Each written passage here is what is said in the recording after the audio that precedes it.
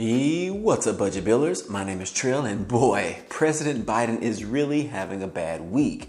Biden is being trashed in the news all week long. Could it get even worse for him? I mean, daily news and sometimes multiple news in one day is slamming Biden left and right, but does he really deserve it?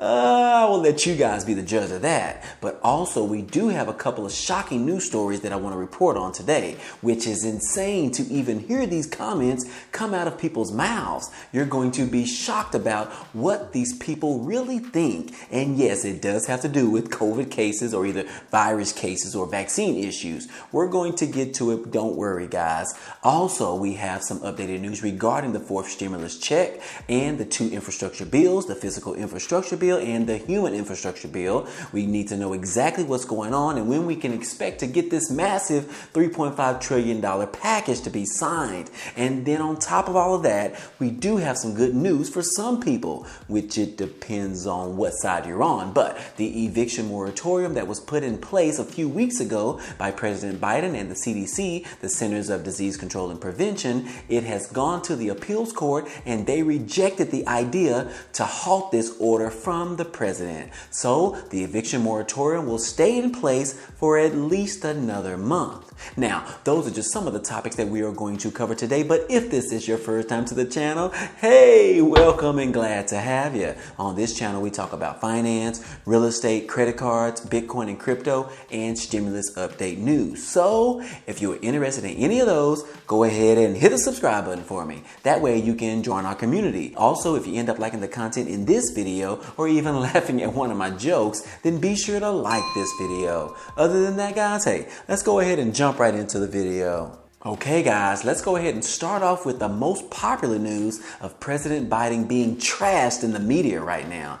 This withdrawal from Afghanistan is appearing more and more that this was not the right move to make, nor the right time to make it, nor the right planning to make it at all. This entire mishap could ruin the legacy for President Biden altogether.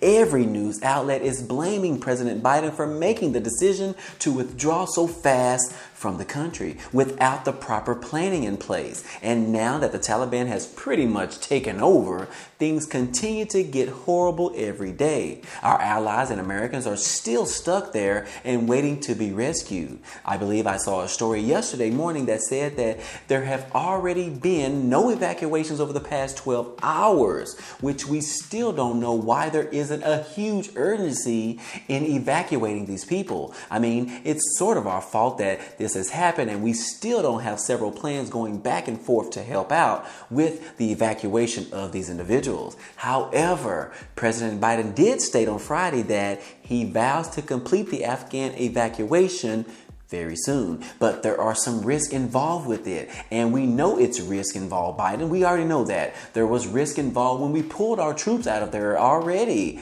I'm still trying to figure out why did we remove our troops from there while still having a ton of machinery and equipment over there? How can we just waste billions and billions of dollars of vehicles and helicopters over there and just leave them? And someone gets a hold of those and uses it for the wrong reason. But anyways, yes, guys, Biden has really flipped out on this one, I must say. And he must make it all better if he wants to retain his legacy of being a good president. Otherwise, his ratings have pretty much plummeted this week to new all-time lows. Now, President Biden did make some good news this week to sort of offset the tragic issues in Afghanistan. He announced that he was wiping $5.8 billion in student loan debt from Americans. And this came out of nowhere. I wasn't expecting this. I don't know if you guys was, and then he also introduced or increased the SNAP food stamp benefits by 30% this week. Both of these, Biden is making things happen without the support of Congress. On top of that, the $3.5 trillion stimulus package that should be coming out later this year. I guess Biden felt like these particular things couldn't wait any longer and he needed to do something fast.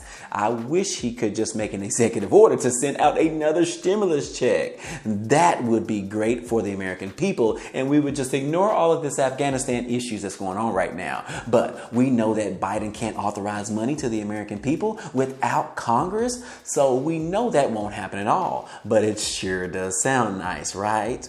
And then on Friday, guys, President Biden got a little bit of a break because the appeals court rejected the idea of halting the eviction moratorium that President Biden and the CDC put out a few weeks ago. Or earlier this month, Biden and the CDC made an announcement that they were extending the eviction moratorium that expired at the end of July. They wanted to extend it because the Delta variant was really surging here and it's a bad time for people to be evicted, which could help the increase and the spread of the deadly virus. Well, a few lawmakers and tons of realty groups tried to challenge this extension, and they took it to the appeals court to try and get a halt on the eviction ban. But Friday, that came back in favor of President Biden, and the eviction moratorium will stay active through the 1st of October. This is some very great news, guys, for those who are struggling right now, those who have been unable to pay their rent or their mortgages. But of course, it's bad news for landlords like myself, which pretty much makes it challenging for everyone. For landlords forced to allow someone to stay in their rental properties for free with no rent being paid over the last 18 months. Which could ultimately return to forcing your homes to be potentially foreclosed on. It's just a bad time for everybody, guys. But luckily, my tenants have been paying this whole time, so thank you. But I believe this eviction ban will now head on over to the Supreme Court to get their input on whether this will continue to stay active or not. So far, the eviction ban will continue to stay active until October the 3rd. Now, in other news, let's go ahead and talk about these two crazy stories that I told you guys about early in the video. The first one is Texas Lieutenant Governor Dan Patrick. He stated that African Americans who have been not vaccinated are driving COVID to surge. He was on Fox News on Thursday and he was asked why he thinks the virus is surging in America. And this guy had the nerve to blame it on the black people. So he was asked about the virus spreading so rapidly and what does he think the main reason is. So he acknowledged that infections are largely among people who have not been receiving the vaccine as of yet. And then he said this, guys. Democrats like to blame Republicans on that. Well, the biggest group in most states are African Americans who have not been vaccinated. The last time I checked, over 90% of them vote for Democrats in their major cities and major counties. What? What's wrong with this guy? How are you just going to blame the increase in the virus cases on a certain race with no specific numbers to back that information up? And yes, this guy is from my home state, Texas. But that doesn't excuse him, guys. This guy is a knucklehead. Clearly, he is totally wrong in providing this fake news to the American people. But all he had to do was just go to the Texas Department of State Health Services and look up the real statistics on this information that he's talking about. He would have saw that African American people and the population is not driving the increase in virus cases. It says on their website, black residents in Texas accounted for 16.4% of the virus cases in Texas and about 10.2% of deaths as of August the 13th. While vaccination rates are low among black Texans, the highest virus case rates are among whites and Hispanics, who make up 34.9% and 35.8% of the state's virus cases respectively, according to the latest data that they have. Now that's some real news for you guys. Anyways, hey, that's the first piece of stupid news that I have for you that makes you want to say, what in the world was he thinking?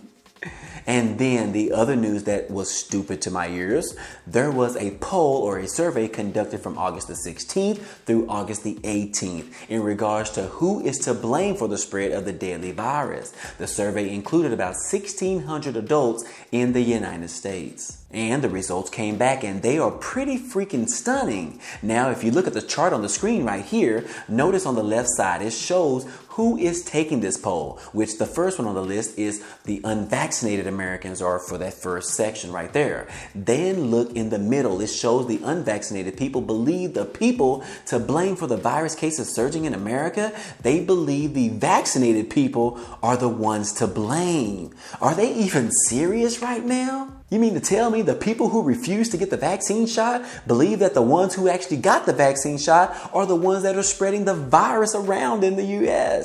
Who are they getting their information from? Daffy Duck? I mean, come on now. The proof is in the pudding. Read between the lines, guys. The ones who have chosen to get vaccinated did it to protect themselves as well as to protect outside individuals. And the unvaccinated people don't believe in the virus at all, or they don't care whether they spread it or not. And more than likely, not even wearing a mask. But they think that someone outside of themselves are the ones spreading the virus? Man, get out of here. Bye, Felicia. Anyways, guys, hey, moving on. There hasn't been a lot of news lately regarding the bipartisan infrastructure bill in the House and the human infrastructure bill that's in the Senate right now. That's because they have been on their recess break majority of the month. But there is some good news, guys. The House of Representatives will be returning to Washington next week, which could finally set up for a vote to happen as early as Monday. House Speaker Nancy Pelosi plans on having a procedural vote to move forward with the $1 trillion bipartisan infrastructure bill. Pelosi has created a stalemate on bringing the bill to the floor for a vote, as she demands to wait for the larger package, the $3.5 trillion human infrastructure package, to pass in the Senate first in order for her to take a vote on it. Pelosi has stated several times that she wants to bring both bills to the vote in the House at the same time, using a strategy seen previously in Washington to sort of guarantee that both bills are successful. The pressure is becoming heavy on Pelosi as a group of 9 centrist House Democrats reiterated their call for the chamber to vote on the bipartisan infrastructure bill before they change their minds. The 9 lawmakers have threatened to vote against the budget resolution bill if Fancy Nancy doesn't bring a vote on the bipartisan bill immediately. They said that delaying progress on the economic agenda could ruin the chances that the Democrats have to boost households and to provide improvement for the American people. And this also helps the chances of retaining seats in next year's midterm elections. So, yes, they will probably have this procedural vote sometime next week. But will Pelosi change her strategy and have the final vote? Is the question. She doesn't want to jeopardize the opportunity to pass the budget resolution bill in the Senate by holding up this vote in the House. However, she could continue with her strategy and just wait to have the final vote once the massive bill has passed in the Senate. But as a reminder, hey, the bill is expected to include Medicare expansion, universal pre-K, wider access to paid leave and childcare, extensions of the strengthened household tax credits and policies designed to encourage clean energy adoption. However, the proposal may get scaled back a little bit as the Senate Democratic lawmakers, including Joe Manchin and Christine Sinema, continue to criticize the massive $3.5 trillion price tag. In order to pass both of these bills in the Senate and the House, they need all 50 Democrats to vote in favor of it. One vote against the proposals would sink the deal totally. So we can expect to see some major progress next week when the House returns back to the office on Monday morning. This slow process makes it seem like our timeline for passing both bills is going to be closer to happening sometime in September, which I originally projected it all to happen in August. But anyways, guys, we will see how this all turns out. I will keep you guys posted on any new developments that we receive. And anyways, guys, hey, that's all I have for you today. This has been another 4th Stimulus Check update for today. Now, if you enjoyed any of this information or found it to be useful or even laughed at one of my jokes, be sure to hit the like button for me. It definitely helps out a lot, and it also tells YouTube to share this video with others. And if you haven't already, hit the subscribe button for me so that you can be a part of this community, and hit the notification bell to be notified of each new video. Again, as always, hey, I appreciate you guys stopping by and watching, and I hope to see you on the next video.